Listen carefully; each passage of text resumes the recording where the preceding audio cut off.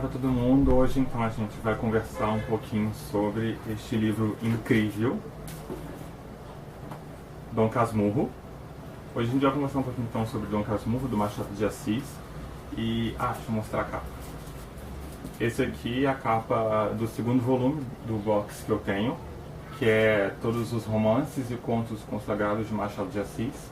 E nesse volume tem Memórias Póstumas de Brás Cubas, Quincas Borba e Dom Casmurro. Esse aqui é o segundo volume. E então a gente vai começar hoje sobre Dom Casmurro. Dom Casmurro foi o segundo livro do Machado que eu li esse ano. Foi o segundo do Machado. Acho que só li esses dois. Eu li primeiro A Mão e a Luva, porque eu não queria ler um livro que fosse muito conhecido, né? Eu gosto de fazer essas coisas. E depois eu tive que ler Dom Casmurro, né? Porque a gente sabe que tem uma discussãozinha que rola até hoje, né? Sobre isso. E não só por causa disso, mas eu também queria entender aonde as pessoas chegaram nessa discussão e entender mais a história. Enfim, a gente comenta isso sobre depois. Dom Casmurro então começa simplesmente o seguinte. A gente tem uma mãe chamada Dona Glória. Dona Glória teve um filho que morreu logo assim que ela pariu, né? Então ela ficou muito desolada com a perda desse filho. E aí ela fez uma promessa para Deus, todos os santos, pro bairro inteiro, né, pro lugar onde ela vive, né? Pra rua inteira, a rua de Mata-Cavalo, esse é o nome da rua, que se ela tivesse um próximo filho e ele vingasse, ele ficasse vivo, que ela ia colocar ele no seminário. E eis que, né, por uma coisa mágica, né, ela teve um outro filho que vingou, né, ficou vivo, e enfim, né, promessa é promessa. Esse filho, né, chama Bento Santiago, mas ele é apelidado por todo mundo carinhosamente de Bentinho, né. Você lembra desse apelido, né, o Bentinho?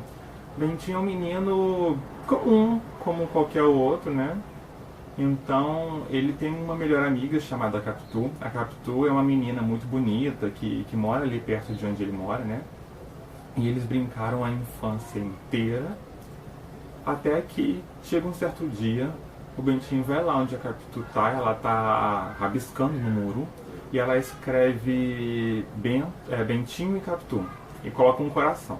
Então a gente já sabe o que isso significa, né? Ele percebe que ela gostava dele de verdade, não só como amigo, e ele percebe que acabou amando ela também. Que antes ele nem pensava nisso, né? Ele jamais imaginava que Capitu, né, fosse gostar dele de verdade, né? Eles eram só amigos, né? Coisa de infância, né? Inocência, enfim. Então, e aí tem essa questão de que, com o passar do tempo, ele adquire uma maturidade, uma idade para entrar no seminário, que foi a promessa que a mãe dele fez lá no início, caso ela tivesse um filho e ele ficasse vivo, ele não morresse no parto.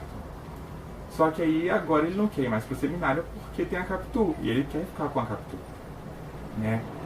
Fora isso, a gente tem uma família, né? A gente tem a mãe dele, a gente tem o agregado, que não é como se fosse o tio do Bentinho, mas na verdade ele é o agregado mesmo. O nome dele, se não me engano, acho que é José Dias, né? Ele era ele é um cara que enganou essa família, né, tentando se passar por médico, porque ele cuidou de uma pessoa que estava passando mal e tal, né? Acho que dor de cabeça, enfim. Aí ele deu um remédio para essa pessoa, ele não é médico, essa pessoa melhorou. E aí, enfim, mas depois descobriram que ele não era médico nada, só que ele já estava na família do Bentinho.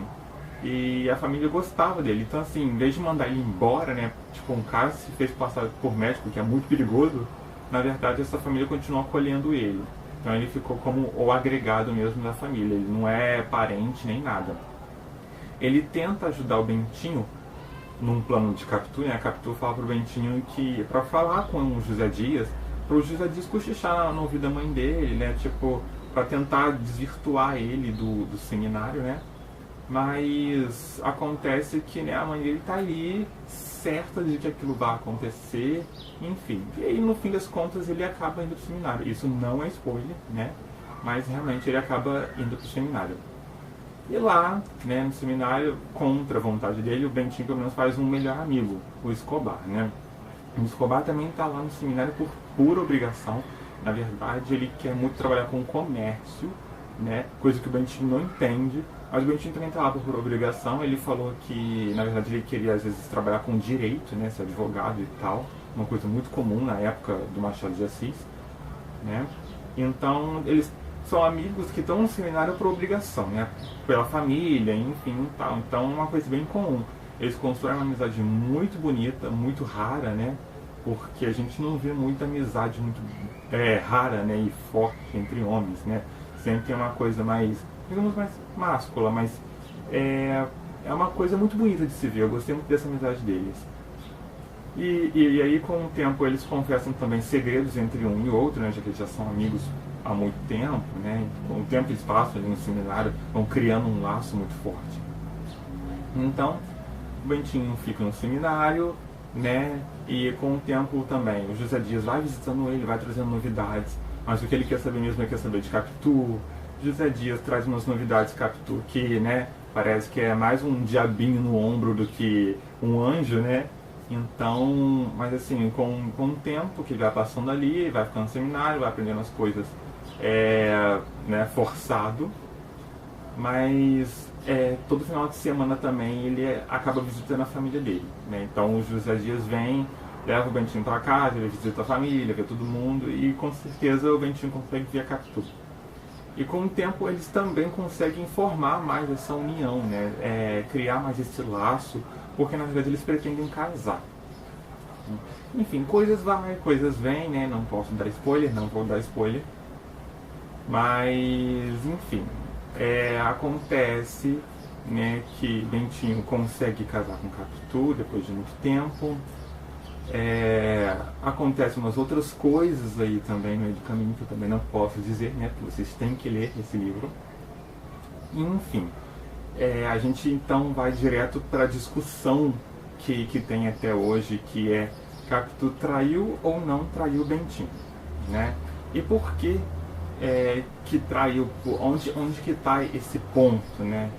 Tem uma cena no livro que, ao mesmo tempo, dá a entender que traiu, ao mesmo tempo não dá, porque o Machado no livro ele não diz tipo assim, Capitu estava lá com certa pessoa, né? E aí acabou acontecendo isso, sabe? Não tem palavra nenhuma que fala de traição.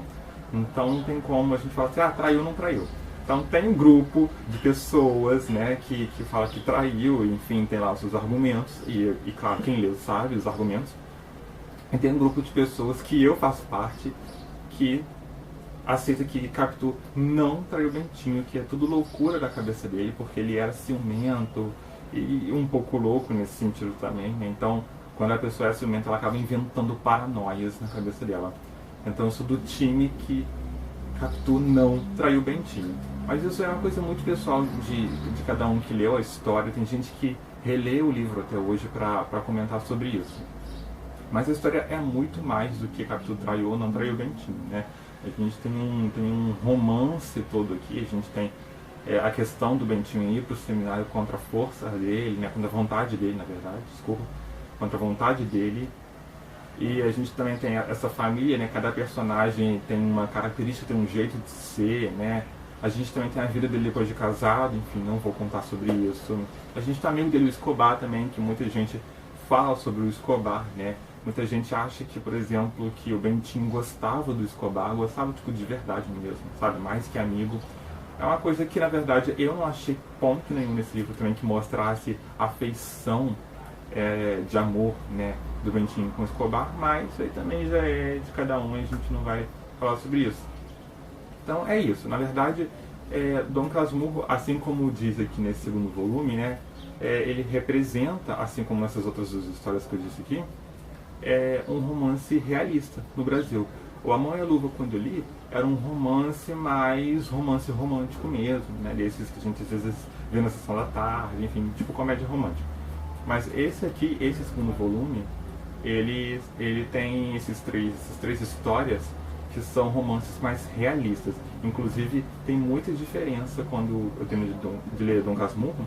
Eu vi muita diferença entre A Mão e a Luva e Dom Casmurro. A Mão e a Luva era realmente um romance mais água com açúcar, né? Mas, e eu não sou muito de romance com água com açúcar, mas Mas o romance do Machado de Assis foi muito bom. Dom Casmurro é uma coisa mais realista, mais real. Você percebe pela narrativa que é muito diferente. E às vezes eu sinto que Machado de Assis parece que conversa com o leitor quando... Acho que ele faz isso mesmo, acho que é um estilo dele também, de conversar com o leitor quando a gente está lendo. Parece que ele pergunta pra você, tipo, o que você acha, né? Tipo, ele fala, tipo, não se engane, leitor, né? Não pensa isso e tal. E você tá, tipo, lendo como se fosse pra você esse livro, entendeu? Quem tem muito esse tipo de estilo é o Jorge Amado. Ele tem essa característica, essa coisa, né, na narrativa, de sempre perguntar pra você, pra gente que tá lendo, o que a gente acha, o que a gente pensa. Como se a gente lesse, tipo assim, não, eu acho exatamente isso. Não, concordo totalmente, né? Então, ele conversa com você e eu acho isso muito legal, porque ele meio que quebra a história, para tudo que está acontecendo e fala pra você. Mas enfim, recomendo que leiam Dom Casmurro. Inclusive isso que eu quero comentar também. A adaptação de Dom Casmurro. A Globo fez uma minissérie, se eu não me engano, de 5 capítulos, né? Muito boa, recomendo muito que vejam essa adaptação, essa minissérie que a Globo fez, né? Em adaptação Dom Casmurro é muito boa. A minissérie ficou exatamente perfeita, a adaptação perfeita, e adaptou o livro todo, não cortou nada. Então, assim, é muito bom quando a adaptação é muito fiel, porque a gente que lê, né, a adaptação, a gente que lê o livro, a gente fica muito feliz com isso. Então eu recomendo, sim, que leiam Dom Casmurro, apesar de que Dom Casmurro não foi meu favorito. A Mão e a Luva eu marquei no Scooby como favorito, mas Dom Casmurro eu dei 4 estrelas porque eu achei que, não sei, eu achei que faltou, eu li achando que ia acontecer alguma coisa, tipo, né, que tipo, tirasse meu fôlego, assim como a Mão e a Luva me tirou o fôlego. Mas na verdade não, é porque todo mundo falava muito de Dom Casmurro, então eu já criei uma certa expectativa, coisa que eu não faço, é criar expectativa. Mas eu criei uma certa expectativa porque é um livro, né, que meio mundo já leu. Então, mas enfim, realmente não acontece alguma coisa, pelo menos pra mim, de tirar o fôlego. Então eu fiquei tipo esperando, né, aquilo, mas nada. Mas a história é muito boa, assim, porque 4 estrelas é ótimo. Então, recomendo que leiam Dom Casmurro e vejam a adaptação à minissérie da Globo. E é isso aí, gente. A gente se encontra então no próximo vídeo do canal. Então, até mais. Eu marquei 2 quotes aqui no livro, os que eu mais gostei, né? Apesar de ter algumas passagens outras que eu também gostei, mas eu marquei as que eu mais gostei. Então tem 2 parágrafos aqui que eu gostaria de ler, que eu achei bem legal isso que o Machado escreveu. Diz o seguinte: o meu fim evidente era atar as 2 pontas da vida e restaurar na velhice a adolescência. Pois, Senhor, não consegui recompor o que foi nem o que fui. Em tudo, se o rosto é igual, a fisionomia é diferente. Se só me faltassem os outros, vá. Um homem consola-se mais ou menos das pessoas que perdem. Mas falto eu mesmo. E essa lacuna é tudo. O que aqui está é mal comparando, semelhante à pintura que se põe na barba e nos cabelos, e que apenas conserva o hábito externo, como se diz nas autópsias. O interno não aguenta tinta. Uma certidão que me desse 20 anos de idade poderia enganar os estranhos, como todos os documentos falsos, mas não a mim. Essa parte ele fala o Dom Casmurro fala de uma pintura dele mesmo, né? E que assim, a pintura não tem nada a ver com ele. Todo mundo fala que a pintura é o retrato dele próprio, mas ele olha para a pintura e vê várias diferenças, e a pintura e ele é totalmente diferente. Ele se vê diferente da pintura que tem lá na casa dele, e todo mundo acha que a pintura é igual a ele, né? E esqueci de comentar também na resenha o seguinte, o porquê do Dom Casmurro. O livro começa quando ele está no metrô e tal, no trem, se não me engano, e tem um rapaz lendo versos de poemas que ele criou, um poeta mesmo. Só que ele está cansado, o Dom Casmurro está dormindo, né, e tal. O Bento Santiago está dormindo, está cansado. Então ele dorme, aí o rapaz olha para ele com raiva porque ele não está ouvindo. Aí ele fala, tipo, não, continua, seus versos são bonitos. O cara fica irritado, né, depois que ele salta do trem, mas ele grita antes Dom Casmurro. Então ele chama o Bento Santiago de Dom Casmurro. E ele fala no livro que Casmurro significa uma pessoa que é muito retraída, muito tímida, que gosta de ficar com ela mesma, na casa dela, sabe, assim, fechada, sabe, enfim, aquela pessoa tímida que fica só com ela e ela mesma, sabe. Então tem esse sentido de Casmurro. Então foi esse rapaz que deu esse título para ele, esse título acabou pegando entre os amigos e aí todo mundo acaba chamando o Bentinho de Dom Casmurro. E tem mais um quote que eu marquei que é muito legal. Cheguei a pegar em livros velhos, livros mortos, livros enterrados, a abri-los, a compará-los, catando o texto e o sentido, para achar a origem comum do oráculo pagão e do pensamento israelita. Catei os próprios vermes dos livros para que me dissessem o que havia nos textos ruídos por eles. Meu senhor, respondeu-me um longo verme gordo, nós não sabemos absolutamente nada dos textos que roemos, nem escolhemos o que roemos, nem amamos ou detestamos o que roemos, nós roemos. Não lhe arranquei mais nada. Os outros todos, como se houvessem passado a palavra, repetiam a mesma cantilena. Talvez esse discreto silêncio sobre os textos ruídos fosse ainda um modo de roer o ruído. Aqui ele fala que ele está pegando uns textos, né, alguns livros, que ele acha que são importantes, que vale a pena ler na vida, só que os livros foram ruídos por traças, né, por vermes.